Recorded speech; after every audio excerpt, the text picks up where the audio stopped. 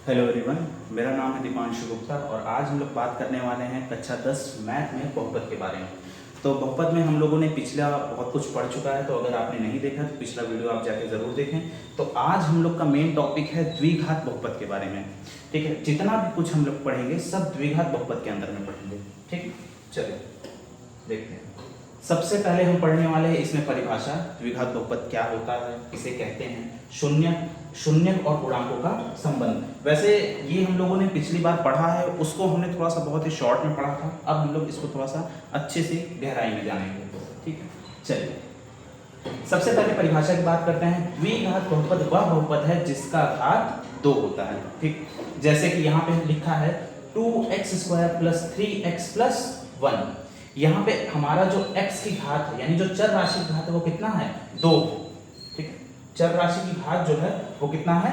2 है। इस वजह से ये हमारा एक क्या है? द्विघात बहुपद। यहाँ पे x² - 4x + 4, यहाँ पे चर राशि की अधिकतम घात भी यहाँ क्या है? 2 है। इस वजह से ये क्या है? द्विघात बहुपद। अगला है यहाँ पे 5x² - 7, ये भी यहाँ पे भी हमारी चर राशि की अधिकतम घात 2 है। इस वजह से ये एक क्या है? द्विघात बहुपद। अब इसमें आगे थोड़ा सा ध्यान देना है कि यहाँ पे इसका सामान्य रूप का मतलब क्या होता है? मानक रूप। देखते हैं,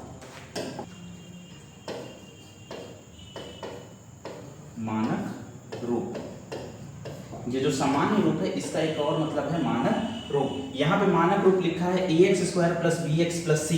ठीक है, अब यहाँ पे हम कहते हैं a हमारा क्या है?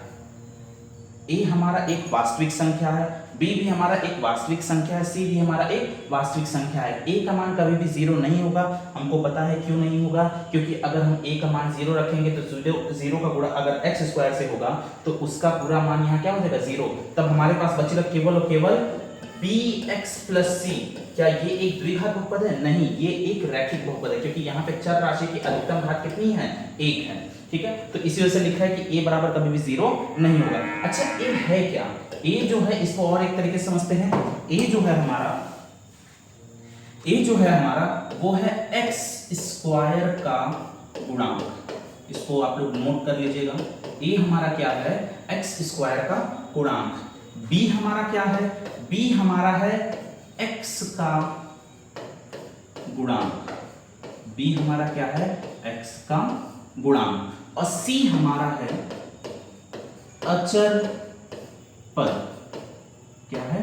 अचर पद। इन तीनों बातों को आप लोग नोट कर लीजिएगा अच्छे से, क्योंकि इसको हमेशा याद रखना, तभी हम आगे एक द्विघात बहुपद को हल कर सकते हैं। ठीक है, अब हम लोग चलते हैं शून्य वे x के मान हैं जिन पर बहुपद का मान 0 हो जाए। यानी हम x की जगह पे ऐसा कुछ रखते हैं जिससे हमारे बहुपद का मान क्या हो जाए? 0 हो जाए, उसे हम कहते हैं बहुपद का शून्य। अगर हमारा एक द्विघात बहुपद है तो शून्यकों की संख्या 2 होगी, त्रिघात बहुपद है तो शून्यकों की संख्या 3 होगी, रैखिक बहुपद है तो शून्यकों की संख्या 1 होगी। वैसे यहाँ पे हमने पढ़ना है द्विघात बहुपद के लिए, तो द्विघात बहुपद को हल करने के लिए, शून्य ज्ञात करने के लिए हम इस्तेमाल करेंगे गुणनखंड विधि। अब गुणनखंड विधि एक क्वेश्चन से हम लोग करते हैं। 4x² - 4x + 1 के शून्य ज्ञात कीजिए। पहले अभी इतना देखते हैं, शून्य ज्ञात कीजिए। अभी के लिए हम बात करते हैं इसके शून्य हम कैसे निकालते हैं। तो शून्य निकालने के लिए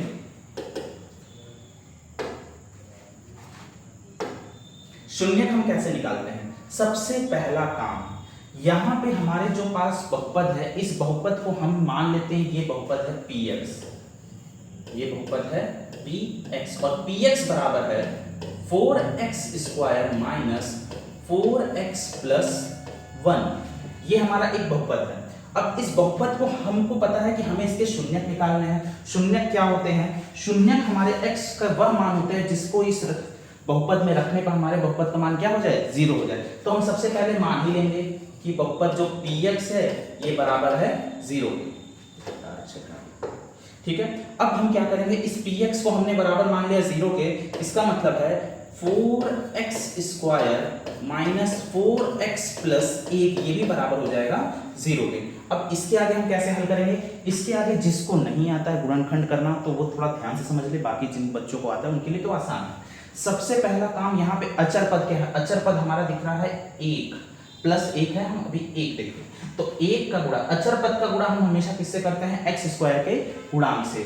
यानी कि 1 का गुणा, इस 1 का गुणा किससे होगा? 4 से, ठीक है। 1 का गुणा 4 से होगा तो 4 हो जाएगा। चलिए ठीक है, हमारे पास आ गया 4। अब यहाँ पे इसका हम गुणनखंड कर लेंगे, ठीक है। गुणा करने के बाद जो संख्या आया उसका हम क्या करेंगे? गुणनखंड। तो हम सबसे छोटी संख्या से काटते हैं, 2 से कट गया, फिर हमारे ये 2 1 कम 2 हो गया, यानी हमारा 4 का गुणनखंड करने पे मिला 2 गुणे 2 गुणे 1, ठीक है। अब इसके बाद ध्यान देना है, यहां पे सिंबल जो लगा है प्लस, यहां पे जो सिंबल है इस पे ध्यान देना है। यहां पे जो सिंबल है ये हमारा क्या है? प्लस। तो हमें ऐसी दो संख्या ढूंढनी है जिनका गुणा करने पे हमारे पास 4 आए और उनको जोड़ने पे कितना आना चाहिए? ये 4 आना चाहिए, ठीक है। तो अब इसको हम कैसे करेंगे? तो हमने गुणनखंड किया है तो इसको हम लिख सकते हैं 2 गुणे 2 का इस 1 से गुणा कर दो, यानी कि वापस से 2 हो जाएगा। तो हमको पता है 2 और 2 का गुणा करेंगे तो हमें मिलेगा 4, और 2 और 2 को जोड़ेंगे तब भी हमें क्या मिलेगा? 4, ठीक है। अब हम क्या मिल गया? हमें संख्या मिल गई, पहली संख्या 2 और दूसरी संख्या भी 2, क्योंकि इन दोनों का गुणा करने पे भी 4 मिलेगा और इन दोनों को जोड़ने पे भी कितना मिलेगा? 4। तो अब हम क्या करेंगे? यहां लिखेंगे 4x² माइनस, यहां लिखेंगे 4 की जगह पे 2 प्लस 2, और यहां हो जाएगा x और प्लस 1 बराबर में 0। यहां पे हो जाएगा 4x² माइनस 2, और यहाँ पे बाहर में x है तो यहाँ x, माइनस प्लस माइनस 2 और x, और माइनस, अच्छा अब यहाँ हो गया, और यहाँ पे है प्लस 1 और बराबर में 0। इन दोनों में अगर देखा जाए तो हमारे पास कॉमन है 2x। किन दोनों की बात की जा रही है? इन दोनों की, ठीक। हम दो में बना लेंगे, जैसे कि फिर इन बचे हुए 2 की बात करेंगे, ठीक है। पहले इन दोनों की, फिर इन दोनों की। तो हमको दिख रहा है यहाँ पे इन दोनों में कॉमन क्या है हमारा? इन दोनों में हमारा कॉमन है 2x, तो यहाँ क्या बचेगा? यहाँ बचेगा 2 और x, और यहाँ बचेगा केवल -1। अब देखो यहाँ पे हमारा दोनों में -1 कॉमन है, तो बचेगा 2x और -1 और इक्वल टू 0। दोनों ब्रैकेट सेम हो गया तो हम यहाँ पे लिखेंगे 2x -1, और यहाँ पे भी हमारा है, यहाँ पे देखो 2x है तो यहाँ बचेगा 2x, और यहाँ पे -1 तो -1 इक्वल टू 0। तो यहाँ पे हो जाएगा 2x -1, पहले इस ब्रैकेट को हम बराबर मानेंगे 0 के, तो हमारा हो जाएगा 2x बराबर में हो जाएगा 1, यानी x बराबर हो जाएगा 1/2। इसी तरह हम यहाँ पे देखेंगे 2x -1 बराबर में 0, यानी 2x बराबर में 1, यानी x बराबर 1/2। यानी हमारे जो शून्यक मिले हैं वो है x बराबर 1/2 और दूसरा भी है x बराबर 1/2, दोनों शून्यक सेम है। अब हम आगे चलते हैं। अब हमसे कह रहा है उनके शून्यकों का योग तथा, हमसे पूछ रहा है उनके शून्यकों का योग तथा गुणनफल निकालिए, ठीक है। वैसे क्वेश्चन इस तरह नहीं होना चाहिए था, क्वेश्चन में बोलना चाहिए था कि बहुपद में शून्यकों तथा गुणांकों के बीच संबंध स्थापित कीजिए, ठीक है। अब हम यहाँ पे थोड़ा देखते हैं। अब इसके आगे हम लोग देखते हैं कि बहुपद में शून्यकों तथा गुणांकों के बीच संबंध।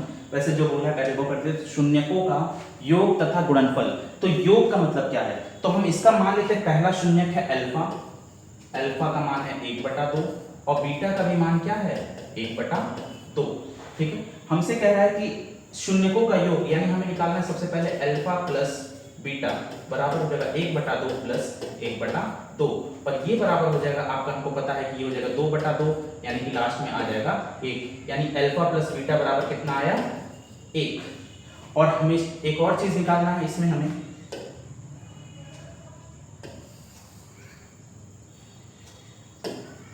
अल्फा इंटू बीटा, यानी गुणनफल अल्फा इंटू बीटा बराबर हो गया तुम्हारा 1/2 गुणे में 1/2, यानी ये हो जाएगा आपका 1/4, ठीक। वैसे जो शून्यक होता है और जो हमारा गुणांक होता है उनके बीच में संबंध होता है, वो संबंध क्या होता है? शून्यकों का योग जो होता है अल्फा प्लस बीटा बराबर होता है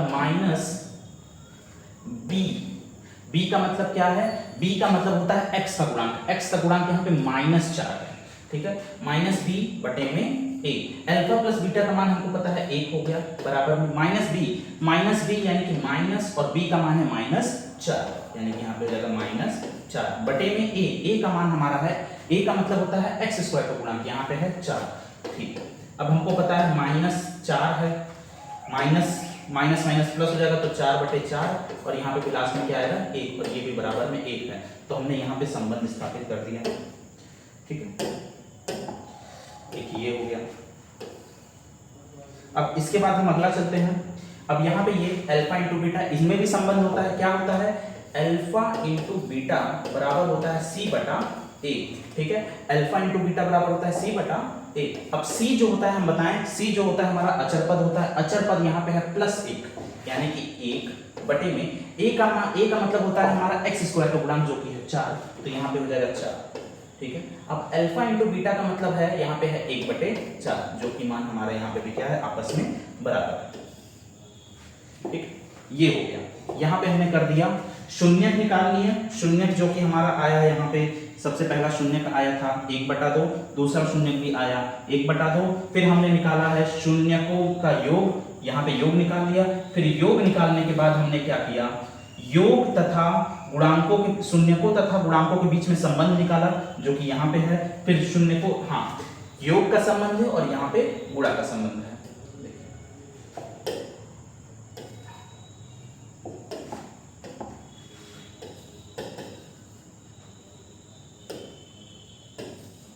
ठीक है, ये हो गया। इसको आप लोग नोट कर लीजिए, फिर हम लोग आगे चलते हैं।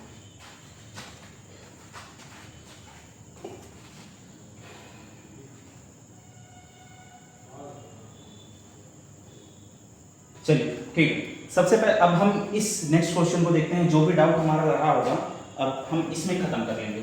ठीक है, सबसे पहले वही हम अपने इस बहुपद को मान लेंगे px।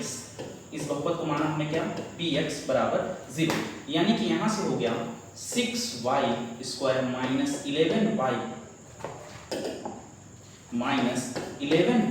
Minus 35 equal to 0। सबसे पहला काम 35 का गुणा 6 से करेंगे तो कितना होगा 210। ठीक है, यहाँ लिख देते हैं हम एक बार। 35 का सबसे पहले हमने गुणा किया 6 से, यानी कि अचर पद का गुणा करते हैं हम y² के गुणांक से। तो यहाँ आएगा 6 × 5 = 30 की 0, वहां से लगा 3, 6 × 3 = 18, 18 × 3 = 21, 210। अब हम इस 210 का गुणनखंड कर देते हैं। ठीक है, 210 का हम क्या कर देते हैं, गुणनखंड। तो सबसे पहले 2 से, 2 × 1 = 2, 0 2 × 5 = 10। फिर 3 से, 3 × 3 = 9 और 3 × 5 = 15। फिर 5 से, 5 × 7 = 35 और 7 × 1 = 7। यानी हमको मिला 2 गुणे में 3 गुणे में 5 गुणे में 7। ठीक है, अब यहाँ पे हमें ऐसी दो संख्या ढूंढनी है। यहाँ पे चिन्ह माइनस है, तो ऐसी दो संख्या ढूंढनी जिनको घटाने पे 11 आना चाहिए और गुणा करने पे 210। तो ध्यान से समझा जाए तो हम कर सकते हैं 2 का गुणा 5 से करते हैं और इस 3 का गुणा 7 से। तो 2 × 5 = 10 और 7 × 3 = 21। इनका गुणा करेंगे तो हमको वापस से 210 मिलेगा। और जरा इनको घटाएं, 21 में से 10 घटाएं कितना आएगा 11, यानी हमारे पास दोनों संख्या मिल गई। अब थोड़ा ध्यान समझिए, यहाँ पे सबसे पहले होगा 6y², ठीक है, माइनस 11 की जगह पे लिखेंगे हम सबसे पहले 21, बड़ी संख्या आगे छोटी संख्या पीछे। 21 - 10 y माइनस 35 और ये हो जाएगा बराबर में 0, यानी कि यहाँ हो जाएगा 6y² minus 21y plus 10y minus 35 बराबर में 0। यहाँ पे दोनों में देखेंगे, ध्यान से समझेंगे तो आपको समझ में आएगा कि यहाँ पे 2 और y कॉमन है। तो यहाँ हो जाएगा आपका 3y माइनस 7। ठीक है, एक मिनट, यहाँ पे 2 नहीं, आपका 3 कॉमन है। यहाँ पे थोड़ा सा मिस्टेक है, यहाँ पे आपका 3 कॉमन है, 3 और y। तो यहाँ हो जाएगा आपका 2y माइनस 7। ठीक है, अब यहाँ पे आपका देखेंगे ध्यान से, तो यहाँ पे हमको लग रहा है कि 5 कॉमन है, तो प्लस 5। तो यहाँ हो जाएगा 2y और माइनस 7 और बराबर में 0। ठीक, अब यहाँ पे समझेंगे क्योंकि दोनों ब्रैकेट सेम है तो हम इसमें से ये भी कॉमन ले लेंगे, 2y माइनस 7 और यहाँ पे दूसरे ब्रैकेट में आएगा 3y, ठीक है, और प्लस 5 और ये सब बराबर है 0 के, यानी कि 2y माइनस 7 बराबर, एक बार हम करेंगे 0 तो y बराबर हो जाएगा 7/2 और फिर हम अगर करेंगे 3y प्लस 5 बराबर 0 तो हमारा दूसरा आएगा y बराबर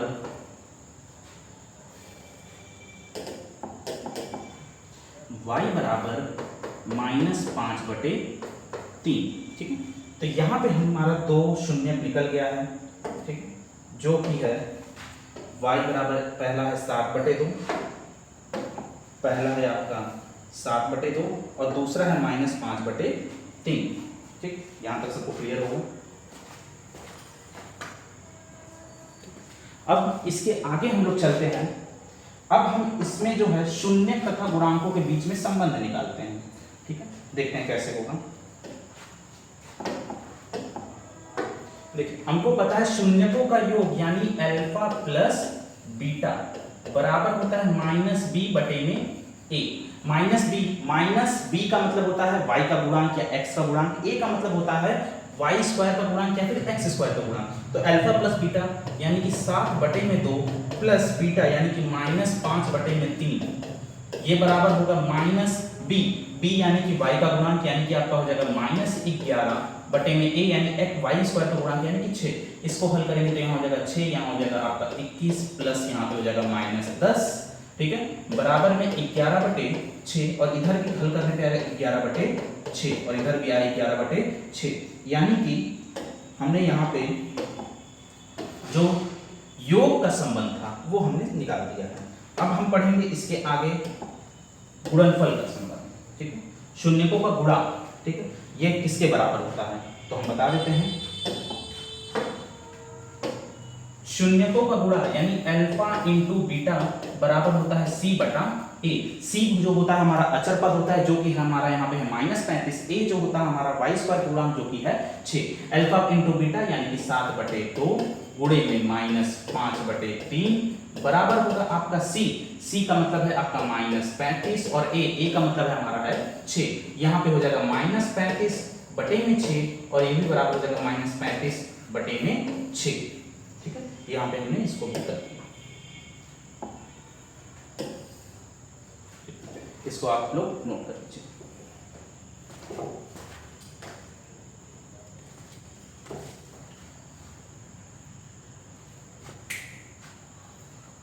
इसके आगे चलते हैं। अब यहाँ पे है कुछ 4u² - 8u की शून्य ज्ञात कीजिए। ठीक है, थोड़ा सा अलग है, थोड़ा बहुत, कोई ज्यादा दिक्कत की बात नहीं है। इसको देख लेते हैं कैसे होगा। सबसे पहले हम इसको वही, अच्छा एक चीज और, पिछले में हम लोग को थोड़ा सा ध्यान देना था। यहाँ पे हमने px नहीं लिखना था, यहाँ पे हमें लिखना था py। ठीक है, क्योंकि यहाँ पे जो चर राशि है वो है y, इस वजह से यहाँ पे y ही रहेगा, py। ठीक है, अगर यहाँ पे चर राशि x होता तो px लिखते हैं। ठीक है, इसको आप लोग थोड़ा सा करेक्ट कर लीजिएगा। अब तो यहाँ पे देखिए, यहाँ पे हमारा होगा, क्योंकि u में है तो हम लिखेंगे pu बराबर 0, तो हमारा हो जाएगा 4u² + 8u बराबर 0। देखिए, सबसे पहले हम क्या कर सकते हैं, दोनों में देखो हमें क्या कॉमन मिल रहा है। हमें देखने पे पता चल रहा है कि यहाँ पे देखिए 4 और u दोनों में कॉमन है, तो यहाँ क्या बचेगा, यहाँ बचेगा आपका केवल 2u। ठीक है, और यहाँ बचेगा आपका +4 और इक्वल टू 0। ठीक है, अब यहाँ पे देखिए आपका ऑलरेडी दो ब्रैकेट बन गए। ये देखिए एक तरह से पहला ब्रैकेट और ये आपका दूसरा ब्रैकेट। तो सबसे पहले हम 4u बराबर मानेंगे 0, तो u बराबर हमारा आएगा 0/4, यानी कि u बराबर एक तरह से आया केवल और केवल 0। और फिर दूसरा अगर हम करेंगे तो दूसरे में हमारा होगा 2u + 4 बराबर 0, तो u बराबर -4/2। ठीक है, यहाँ पे हमने निकाल लिया पहला शून्यक और यहाँ पे दूसरा शून्यक। ठीक है, फिर अब वही अगला काम है हम लोग का, शून्यकों तथा गुणांकों के बीच में संबंध निकाल देते हैं आप हम लोग। तो संबंध के लिए सबसे पहले वही योग का अल्फा प्लस बीटा बराबर होता है आपका -b/a। अल्फा का मतलब है यहाँ पे अल्फा हमारा है 0 प्लस बीटा हमारा है -4/2 बराबर होगा -b का मान हमारा यहाँ पे देखिए थोड़ा सा ध्यान, b होता क्या है, b हमारा होता है x का गुणांक। यहाँ पे x का गुणांक क्या है, यानी यहाँ पे u है, तो u का गुणांक हमारा क्या है, केवल और केवल 8। ठीक है, केवल और केवल 8, तो यहाँ पे हम लिखेंगे -8 में a हमारा होता है u² का गुणांक यानी कि 4। अच्छा एक चीज और, यहाँ पे हम लोग को थोड़ा सा इसको हम लोग सॉल्व कर सकते हैं। ये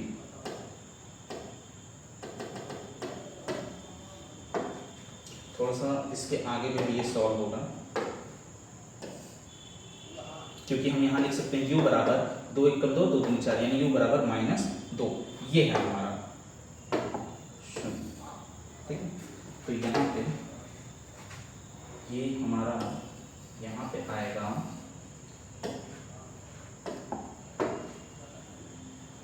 बीटा का मान आया है -2। अच्छा, अब इसको हम लोग हल कर सकते हैं, ये तो -2 हो जाएगा और इधर भी आएगा -2, यानी कि हमने यहाँ पे निकाल दिया। अब अगला देखते हैं।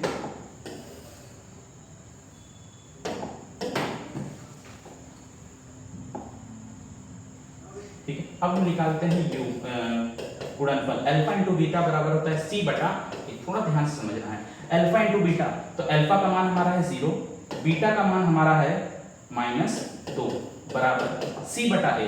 c का मतलब क्या है? c हमारा होता है अचर पद। क्या यहाँ कोई अचर पद दिख रहा है? अचर पद का मतलब होता है कि ऐसा पद जहाँ पे कोई भी चर राशि हुई ना, तो यहाँ पे दोनों में चर राशि, कोई ऐसा पद है ही नहीं, यानी अचर पद हमारा है 0 बटे में a हमारा है 4। 0 का किसी से भी गुणा करेंगे 0 होगा, और 0 को अगर हम किसी भी संख्या से भाग करेंगे तो वहां पे मान क्या होगा? 0, यानी कि यहाँ पे भी आपका सिद्ध हो गया। ठीक, यही है।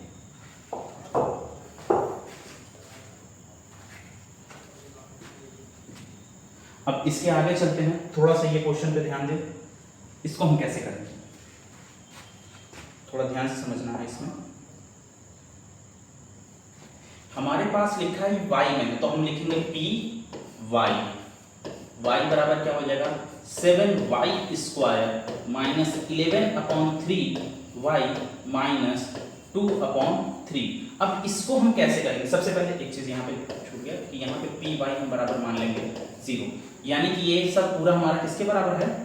0। 7y² माइनस 11/3 y माइनस 2/3, ये सब बराबर किसके?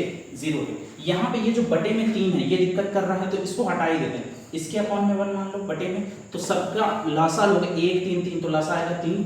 ठीक, 3 को इस 3 को भाग करोगे 1 से, तो 3 होगा, तो 3 का गुणा 7 से होगा, तो हो जाएगा 21y² माइनस 11y माइनस 2, और ये सब बराबर है किसके? 0 के।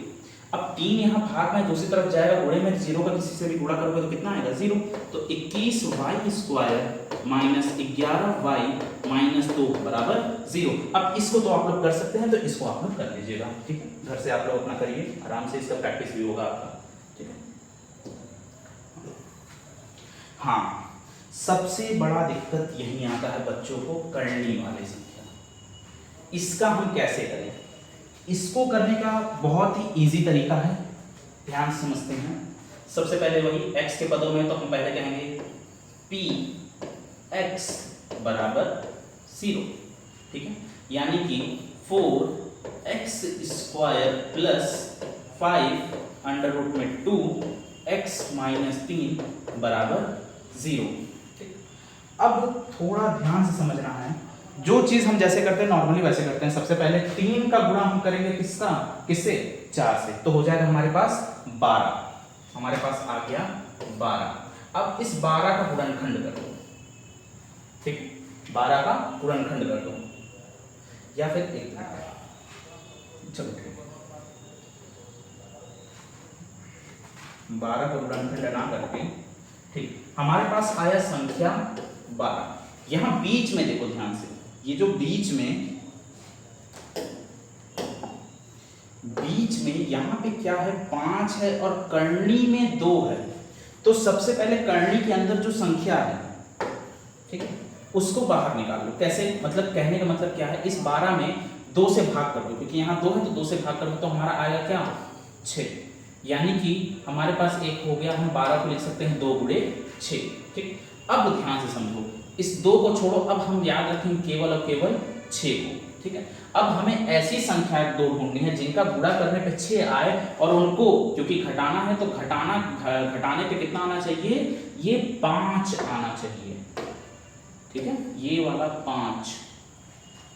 फिर समझाते हैं। हमने सबसे पहले 3 का गुणा किया 4 से, हमारे पास आया 12। हमने करनी के अंदर संख्या देखा 2, तो 12 को हमने भाग कर दिया 2 से, तो हमारा मिला 6, यानी हम 12 को लिख सकते हैं 2 × 6। ठीक है, अब अब यहाँ पे हम क्या करेंगे, 2 गुणे 6, अब करनी के बाहर पे हमारा यहाँ पे है 5, तो अब इस 6 को ऐसा तोड़ेंगे कि हमारा गुणा करने पे आना चाहिए 6 और घटाने पे आना चाहिए 5। तो हमको पता है 6 एक कम 6 और 6 में 1 गया 5, यानी हमारे पास संख्या मिल गई 6 और 1, क्योंकि इनका घटाने पे हमको मिलेगा 5 और इनका गुणा करने पे मिलेगा हमें 6। अब ये जो संख्या मिली है बस इसके आगे लगा दो करनी में 2 और 1 के आगे भी करनी में 2, यानी कि 1 गुणे करनी में 2 केवल करनी में 2। अब हमको समझ में आ गया। अब सोचो इन दोनों का गुणा करने पे क्या 12 आता है? आता है। क्या इन दोनों को घटाने पे 5 करनी में 2 आता है? आता है, क्योंकि करनी में 2 का गुणा करनी में 2 से करेंगे तो 2 हो जाएगा और 2 का गुणा वापस 6 से करेंगे यानी कि आ जाएगा 12। समझ लो इस तरह 6 करनी में 2 और इनका करनी में 2 से गुणा करेंगे, इसका इससे होता है तो 2 होता है, ठीक है। और 6 गुनी 12, गुणा करने पे 12 मिल गया हमें। और जरा चेक करते हैं इनको घटाने पे क्या 5 करनी में 2 मिलेगा? हाँ मिलेगा भाई। अरे 6 करनी में 2 माइनस करनी में 2 कितना होता है? 5 करनी में 2।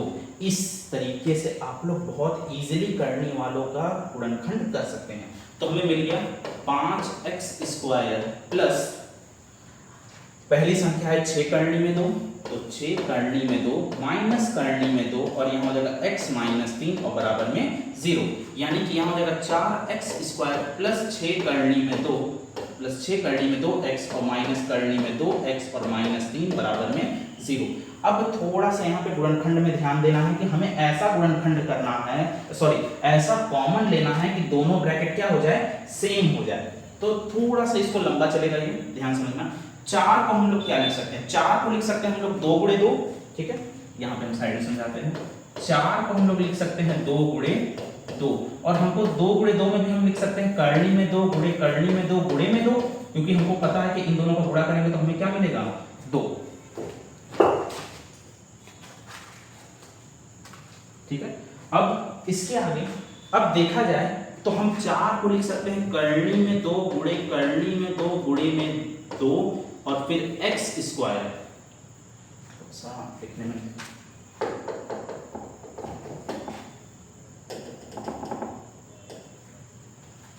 करनी में 2 फिर गुणे में करनी में 2 फिर गुणे में 2 फिर यहाँ पे x² प्लस 6 करनी में 2 x माइनस करनी में 2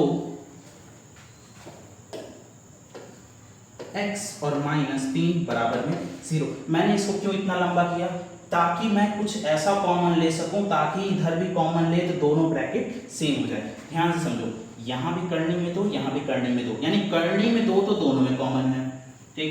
और ध्यान समझो यहाँ पे 2 है यहाँ पे 6 है, तो 6 को हम लिख सकते हैं 2 गुणे 3, यानी कि हमारा 2 भी दोनों में कॉमन है, तो हमारा कॉमन हो गया 2 करनी में 2 तो और x भी है दोनों में, यानी ये कॉमन हो गया। तो बचा क्या हमारा? यहाँ पे बचा एक तरह से देखो, मैंने 2 निकाल लिया, करनी में 2 निकाल लिया, x निकाल लिया, तो बचा करनी में 2 और केवल एक सिंपल x,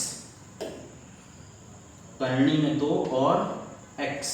अब यहाँ पे है प्लस, क्योंकि 6 को भी हमने तोड़ लिया 3 गुणे 2 में और जिसमें से 2 बाहर निकल गया तो बचा केवल और केवल 3। करनी में 2 तो मैंने कॉमन ले लिया है और x भी कॉमन ले लिया, यानी कि यही बचेगा, ठीक।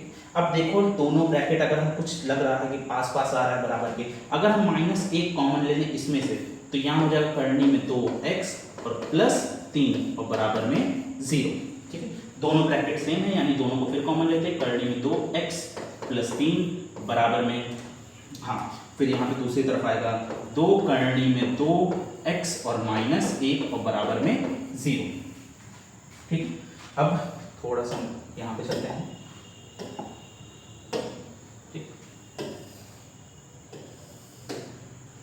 ध्यान समझिए इसको हम कैसे करेंगे। सबसे पहले पहला ब्रैकेट हमारा है करनी में 2x प्लस 3, ठीक है, और इसको हम बराबर मानेंगे 0 के, यानी कि करनी में 2x बराबर हो जाएगा आपका 3, यानी x बराबर 3 करनी में 2, ठीक है। आप इसका चाहे तो परमीकरण कर सकते हैं। परमीकरण में हम क्या करते हैं कि करनी में 2 जो संख्या है नीचे पे उसी संख्या से अंश और हर में गुणा, यानी कि यहाँ हो जाएगा आपका करनी में 2, यहाँ पे हो जाएगा आपका 3 करनी में 2 और बटे में 2, ठीक। इस तरह लिखे चाहे इस तरह लिखे, कोई दिक्कत नहीं है, ठीक। फिर इसके आगे एक और हमको करना है, दूसरा हमारा है 2 करनी में 2 x माइनस 1 और ये बराबर है 0 के, यानी कि 2 करनी में 2 x बराबर हो गया 1, यानी x बराबर 2 करनी में 2, सॉरी x बराबर हो गया आपका 1/2 करनी में 2। फिर वही परमीकरण करना कर लीजिए, तो x बराबर हो जाएगा आपका 2 करनी में 2 बटे में यहाँ पे आपका आ जाएगा 4 गुणे में 2 से 2 कट गया, यानी कि करनी में 2 बटे में 4। ठीक है, यहाँ पे मैंने निकाल दिया। सबसे पहला ये रहा, फिर यहाँ पे। ये जो करने वाले सवाल हैं आपको एक बार में नहीं समझ में आएंगे, आपको इसको 2-3 बार समझना होगा, देखना होगा, इस पे आपको क्वेश्चन की प्रैक्टिस करनी होगी, तभी आपको ये समझ में आएगा। ठीक है, चलिए अब देखिए, एक ये मैंने लिखा है, इसको आप लोग कोशिश कीजिएगा खुद से करने की। ठीक है, अगर लग गया तो बहुत अच्छी बात है, नहीं तो कोई बात नहीं, तो हम लोग फिर आगे इसको पढ़ेंगे। ठीक, अब आखिरी ये एक द्विघात बहुपद ज्ञात कीजिए जिसके शून्यकों के योग तथा गुणनफल है। ये यहाँ पे गुणनफल लिखना चाह रहे हैं, गुणनफल क्रमशः दी हुई है, यानी कि हमको दिया है अल्फा प्लस बीटा और अल्फा इंटू बीटा। ये जो है ये हमारा अल्फा प्लस बीटा और ये हमारा अल्फा इंटू बीटा। अब इससे हमें बहुपद ज्ञात करने हैं, हम कैसे ज्ञात करेंगे, तो इस फॉर्मूले को आप लोग नोट कर लीजिए। ठीक है, ये एक इंपॉर्टेंट है, इस फॉर्मूले को आप लोग नोट कर लीजिए। बहुपद का हम लोग सूत्र क्या होता है, बहुपद हमारा बराबर होता है,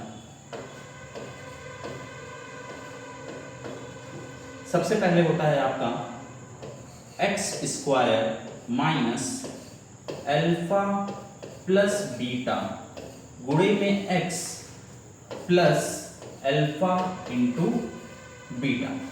ठीक है, इस क्वेश्चन को एक क्वेश्चन देखते हैं। जैसे कि हमको दिया है अल्फा प्लस बीटा, क्योंकि हमसे कहा है कि योग तथा गुणनफल क्रमशः, यानी पहला योग है और दूसरा गुणनफल, तो अल्फा प्लस बीटा है 1/4 और अल्फा इंटू बीटा बराबर दिया है -1। तो हमारा बहुपद क्या होगा, तो हमारा बहुपद px बराबर होगा, फॉर्मूला होता है x square minus alpha plus beta, alpha plus beta है 1/4, यानी 1/4 गुणे में यहाँ पे x plus alpha into beta जो कि है -1, यहाँ पे हो जाएगा -1।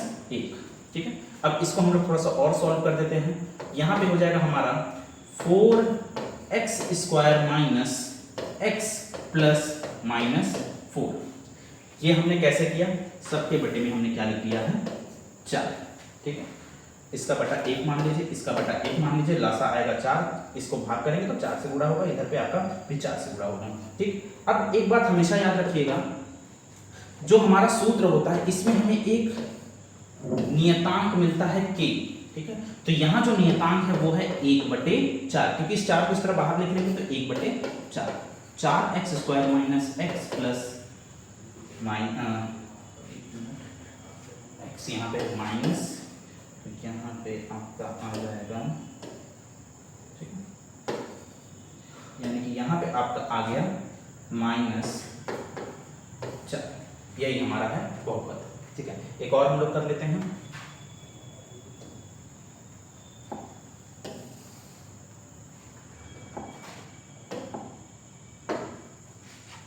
इसको नोट कर लीजिए।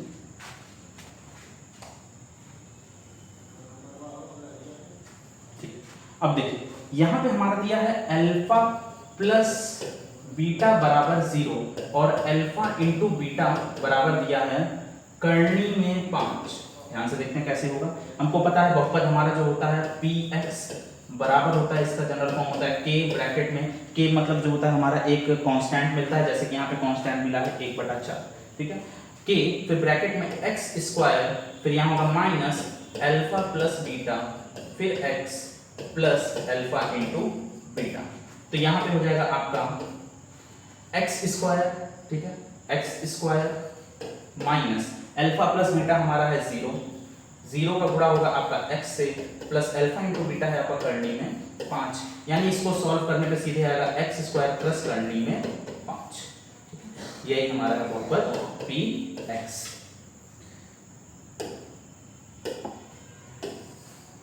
तो हम लोगों ने इसमें बहुत सारे टॉपिक्स पढ़े हैं, द्विघात बहुपद को हल करना, ठीक है, करनी वाले जो कि बहुत ज़्यादा डिफिकल्ट लगते हैं, तो मैंने उसका एक क्वेश्चन बताया है, ठीक है, और एक क्वेश्चन आपको दिया प्रैक्टिस के लिए, आपको इसमें भी एक क्वेश्चन दिए हैं प्रैक्टिस के लिए, आप लोग इसको करके आइएगा, ठीक है। तो अब आप लोग जितना हो सके प्रैक्टिस कीजिएगा, बाकी जब अब नेक्स्ट क्लास जब भी होगी तो उसमें हम लोग और क्वेश्चंस करेंगे, मैं बोर्ड में जो रिपीट होने वाले क्वेश्चन है मैं नेक्स्ट में उसको बताऊंगा, ठीक है। तब तक के लिए थैंक यू।